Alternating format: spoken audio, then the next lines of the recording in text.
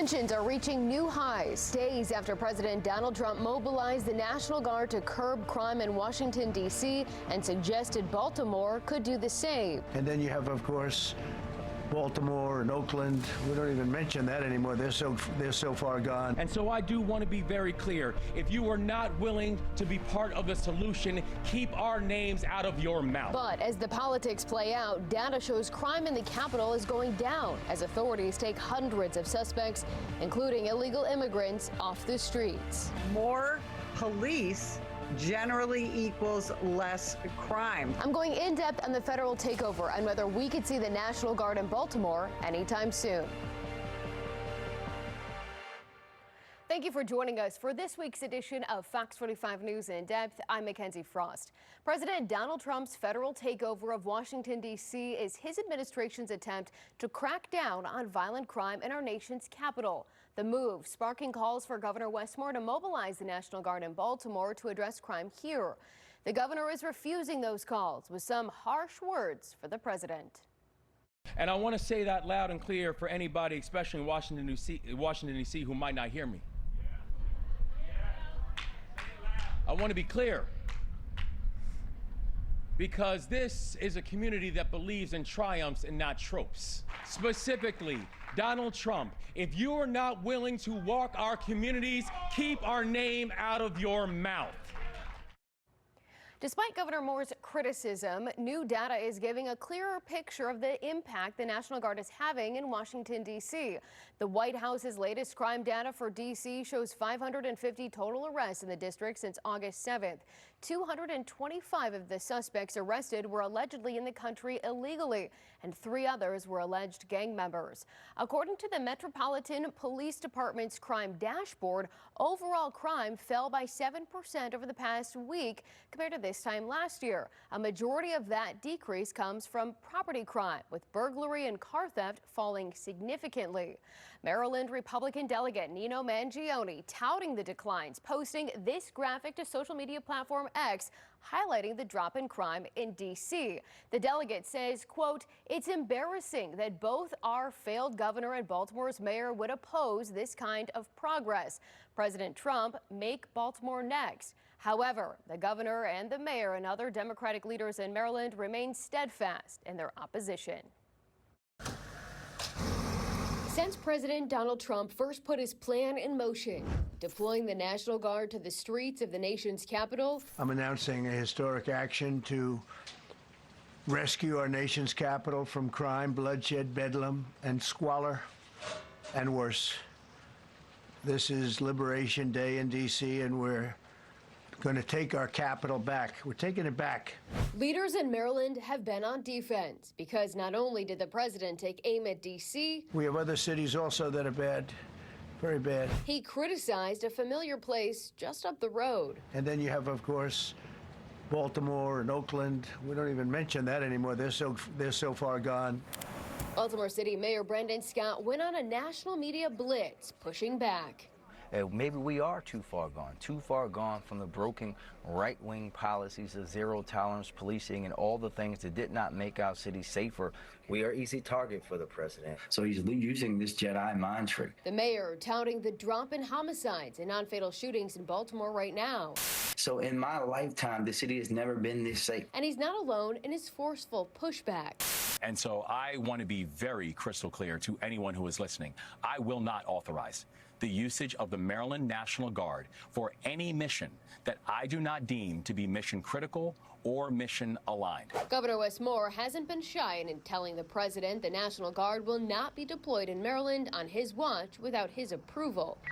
And he argues it's been under his leadership, with investments in police departments and programs, that Baltimore has been able to see success in violent crime reductions. So if there wants to be a serious conversation about the work that we did collectively together, let me not bury the lead. We were able to do that without having to deploy the National Guard in order to make that happen. Governor Moore says the National Guard is not trained to do what the latest mission is in D.C., and it's not what the people of Baltimore want. What people want more than anything in those communities is they don't want performative, they want performance.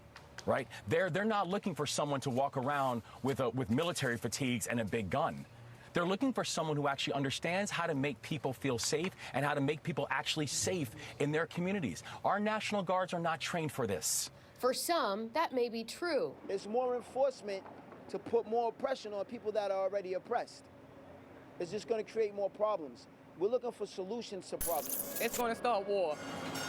But for others, Baltimore continues to be a dangerous place to call home. We're long gone, I guess, from what the American dream was, and I think we need to wake up. Too much crime, too much violence, too much negativity. Nobody's getting along. Despite the progress in some violent crime areas, recently, U.S. News and World Report ranked Baltimore the 4th most dangerous city in America based on FBI crime data. Since the federal government surged law enforcement into Washington, the D.C. Police Union is touting a decrease in crime statistics. The union says robberies are down 46%, car thefts are down 21%, carjackings down 83%, overall violent crime is down 22%, and all crimes are down 8%. Despite the criticism from leaders in Maryland, President Trump stands by his decision, even responding to Governor Moore's comments about the National Guard not being trained for this mission. But I heard him today talking about how the National Guard or the military is not trained in police, but they're trained in common sense, and they're trained in not allowing people to burn down buildings and bomb buildings and shoot people. Governor Wes Moore took aim at President Trump and the federal takeover in D.C. again during the ceremonial demolition of the old Pimlico racecourse on Thursday. So I do want to be very clear. If you are not willing to be part of the solution, keep our names out of your mouth. Specifically, Donald Trump, if you are not willing to walk our communities, keep our name out of your mouth. If you are not willing to stand with our people, keep our names out of your mouth. If you are not willing to visit our communities and invest in our communities, keep our names out of your mouth. If you are not willing to dream with us and build with us. If you are not willing to understand that we are not deficits that have to be fixed, but assets that have to be unearthed. If you are not willing to understand the pride and the beauty of this city and this community, keep our name out of your mouth. Because if you were willing to visit, if you were willing to spend time, if you were willing to actually walk our communities and walk our streets and not just talk about us from the Oval Office, you would see what we see. That this moment is not just a moment of celebration, but it's a moment of vision.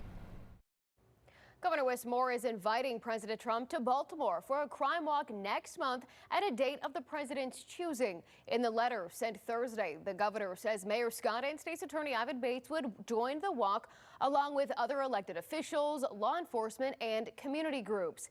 Meantime, a staffer for the Maryland Freedom Caucus responded to the governor's comments on social media platform X. The post says, quote, "Ghetto Governor Moore standing in front of a racetrack so unprofitable it had to be bailed out by $400 million of state funds to rebuild." Many have been quick to criticize her language, calling it racist.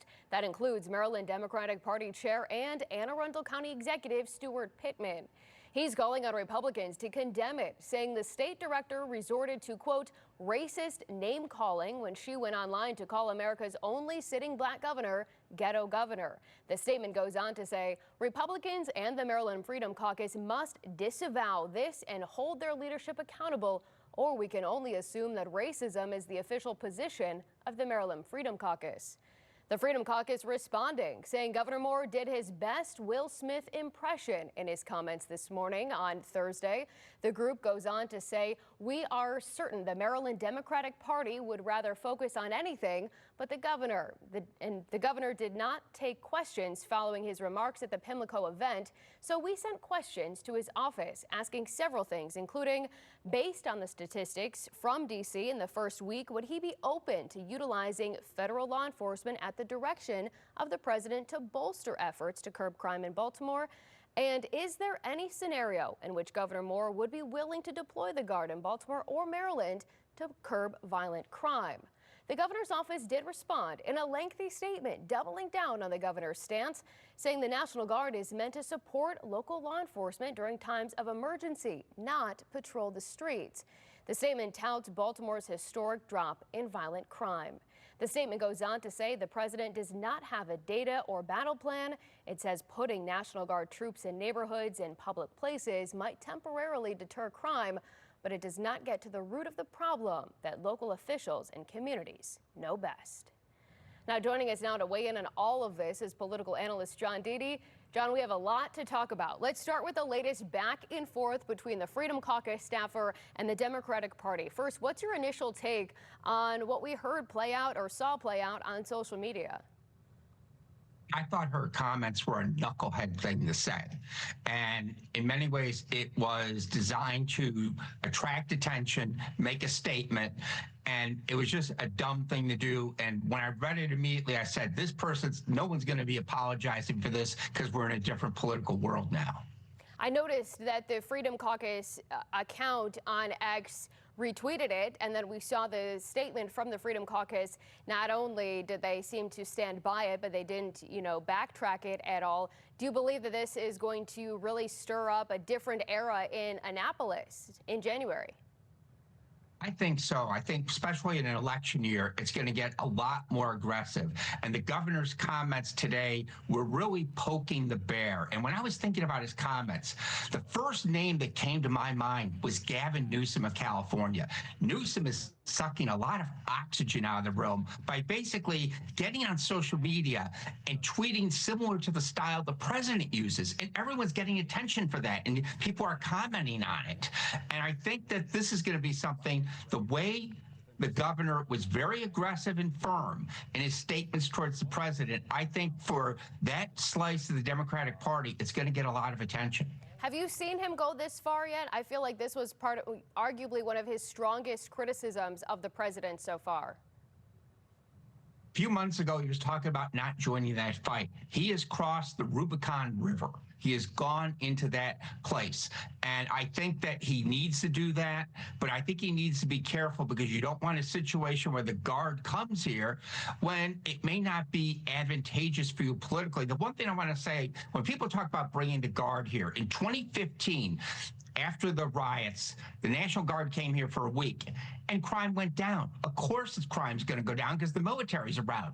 Once they left, things got out of control, and we had 6 years of over 300 murders a year. Yeah, I want to talk about the National Guard deployment because that's how we got here. That's what started this entire conversation, right? And the governor says that he would not authorize that unless it's something that he deems mission critical. After the comments that we heard from the governor at the Pimlico event, do you believe that the president is going to take another look at the city of Baltimore and perhaps reconsider what he decides to do? I think the president is going to look for a reason to do it at some point because it'll be good political strategy for him. It'll be a distraction from talking about Epstein and the economy. And I think what the governor also needs to do is politically be smart. Give Ivan Bates a lot of credit for stuff and point out that under Marilyn Mosby, it was the Wild West show in Baltimore, and that now things have changed. I would be focusing more on what Ivan has done in his role and not get involved in some of the other stuff, because I think that way you could say, look, we've made progress, and people could say, yes, because Ivan Bates is the most popular political leader in the region. We have heard a lot of the leaders, and we've heard from the mayor and we've heard from the governor say that, they are the reasons, and under their leadership and partnership, that Baltimore has seen the homicides drop below 300. Is this going to be a situation where everybody is starting to try and take credit for what we're seeing play out? Everyone is trying to grab some sort of credit without crediting everybody else. Mayor Scott says, look at all the things I've done, and basically won't even give Ivan Bates the time of day as far as anything he has done in certain things. The governor talked about a lot of things, and he didn't mention anything that the mayor and Ivan Bates have done. It seems like everyone needs to get the same sheet of choir music and start singing from it and do a better job. Interesting. Do you believe that there's any situation in which we will see the National Guard or any sort of federal law enforcement surge into the city of Baltimore if this conversation continues, despite the significant pushback from the mayor and the governor? I think it would take an event that basically a major shooting, mass shooting, et cetera, something like that, that would trigger the excuse to do it. Because right now, there's no reason to do it. The murder rate is really low. We've gone through a summer where there hasn't been as much violence, which is a good thing. But I think that if some incident was to occur, that would light the president's candle to go do this. All right, I don't think this conversation is going away, but we're out of time, John, so I appreciate your insight as always. Thank you so much. You're welcome. Still to come, the Trump administration is also using federal immigration agents to try and bring down crime in D.C., the results so far, and why it's putting one Baltimore jurisdiction back in the spotlight. Fox 45 News helps you prepare for the new school year. From school supplies to safety to sleep routines. We talk to certified experts to keep your kids happy and healthy. Plus, from the first day of class to the last. Our team alerts you of school closures and delays.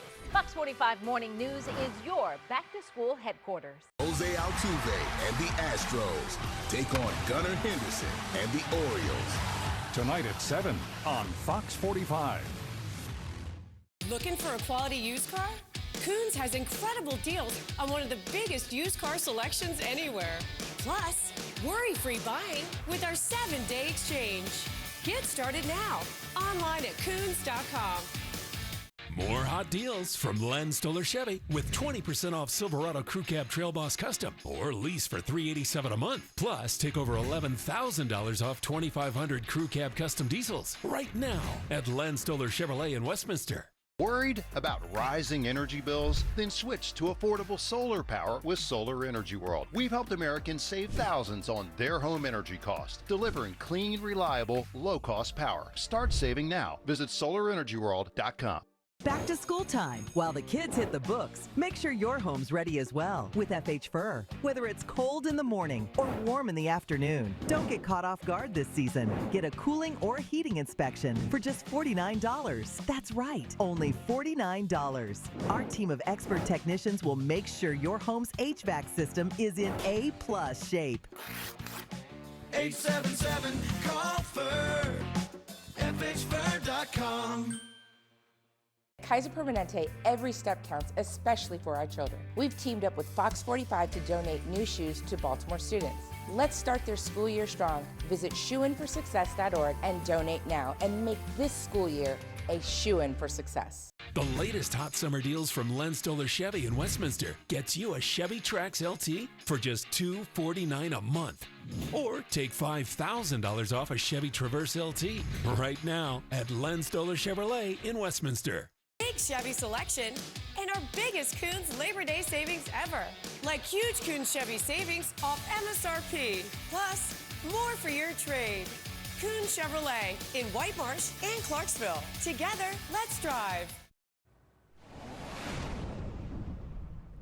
A major focal point of President Trump's crime crackdown is increased enforcement from federal immigration agents who are working in conjunction with D.C. police to take violent offenders off the streets.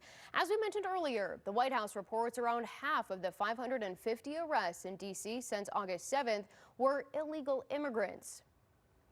Here in Maryland, we've also seen several cases of illegal immigrants arrested and charged with violent crimes. Investigators say Mexican national Alfredo Carrion Lopez snuck back into the United States after he was convicted of a sex crime against a child in 2021 and deported to his home country. He was arrested and charged federally with an illegal re-entry alongside a state warrant for violating the terms of his probation in that child sex abuse case. On Tuesday, a federal judge released him on time served, but he will have a separate probation violation hearing in October. And earlier this year, Victor Martinez Hernandez, an illegal immigrant from El Salvador, was found guilty of first-degree murder in the 2023 killing of Harford County mother Rachel Marin. On August 11th, he was sentenced to life in prison. And in August of last year, Walter Martinez was sentenced to 70 years in prison for strangling and killing 20-year-old Kayla Hamilton in 2020. Martinez is an MS-13 gang member who was in the country illegally, just 16 years old at the time of the murder. Both Hamilton and Marin's mother have spoken out about the violence at the hands of illegal immigrants, which took their daughters' lives. Amid the Trump administration's crackdown on illegal immigration, the Department of Justice recently included Baltimore County on its list of sanctuary jurisdictions, the only Maryland jurisdiction named. But Baltimore County Executive Kathy Klossmeyer pushed back on the designation, saying she believes Baltimore County was included in error, adding public safety is a top priority. Fox 45 News sent a list of questions to Klossmeyer, asking if the county ever received a letter from DOJ outlining why the county was included and whether the county could face any potential consequences. A spokesperson responded, saying Baltimore did not receive a letter, but the county's law office is in contact with the Department of Justice.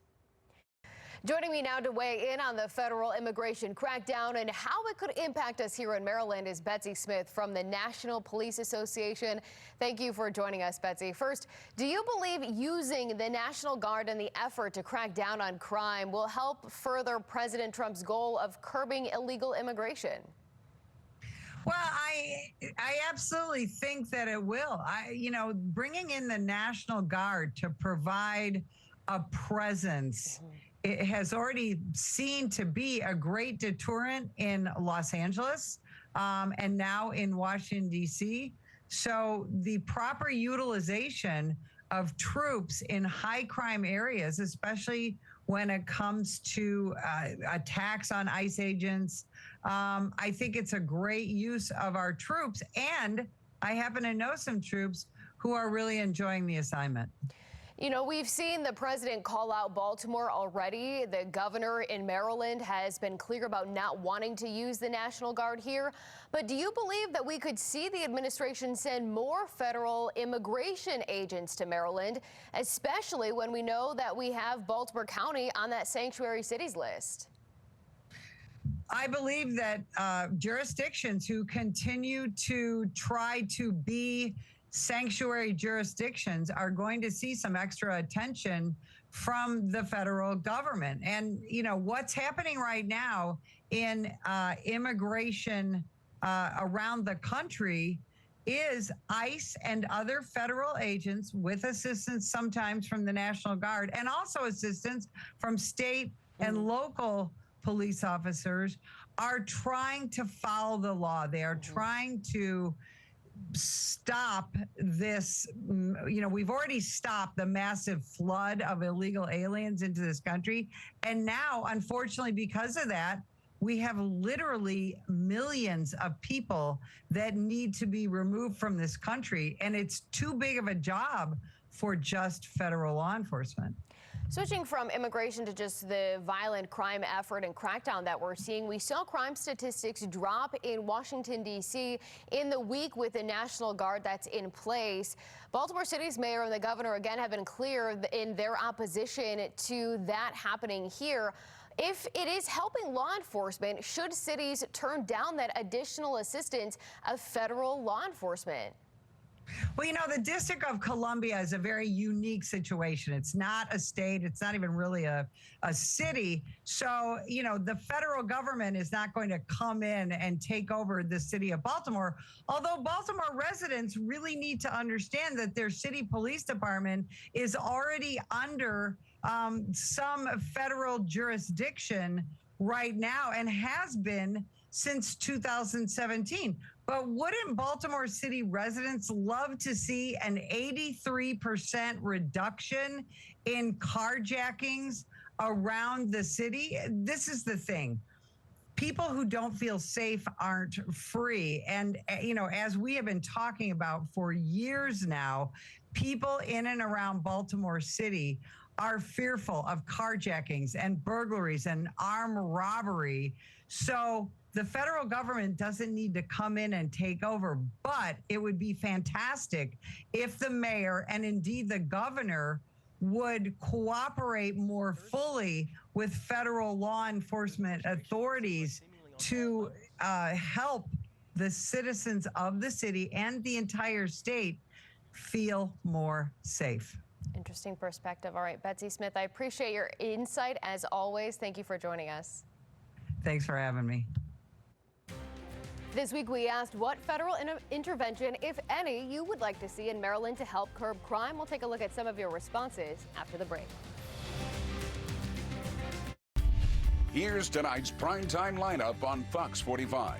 Brought to you locally by your McDonald's owner-operators. Extend summer fun at Toyota's national sales event with the new Camry, RAV4 Hybrid, Grand Highlander, BZ4X, Tundra, Corolla Hybrid, Tacoma. Right now, buy an adventure-ready RAV4 with special financing as low as 4.99%. Toyota, let's go places. First offer from the insurance company was insulting. Call me. I'm attorney Mike Slocum. Insurance companies give lowball offers, hoping you'll take them, not me.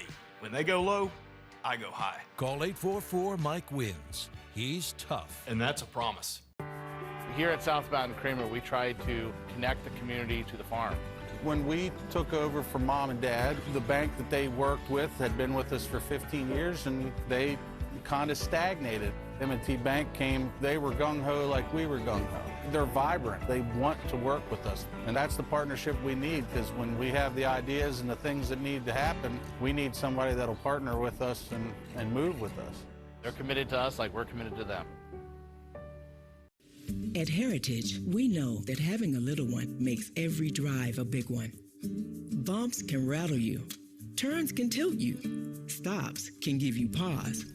Through our Mile One Cares car seat community program, we're providing free car seats to those who need them most. Because every baby deserves a safe car seat, and every parent deserves peace of mind. Heritage, keeping Baltimore babies safe, one car seat at a time. Life is always changing. And our Lovesac couch adapts to it all. Gathering around for game day one moment, reconfiguring for entertaining the next. And tomorrow, a new look entirely. It's always there to help us relax and recharge. No matter the moment, it's exactly what we need it to be, because Lovesac adapts to life. Our life. Cheryl's tells me the most I can get is like $4,000. Call me. I'm attorney Mike Slocum. If you've been injured in an auto or truck accident, I'll fight to get you the most money for your injuries. Call 844-MIKE-WINS. He's tough. And that's a promise. With Toyota's national sales event, you can take your next tailgate anywhere. Buy a spacious Grand Highlander with special financing as low as 4.99%. Toyota, let's go places.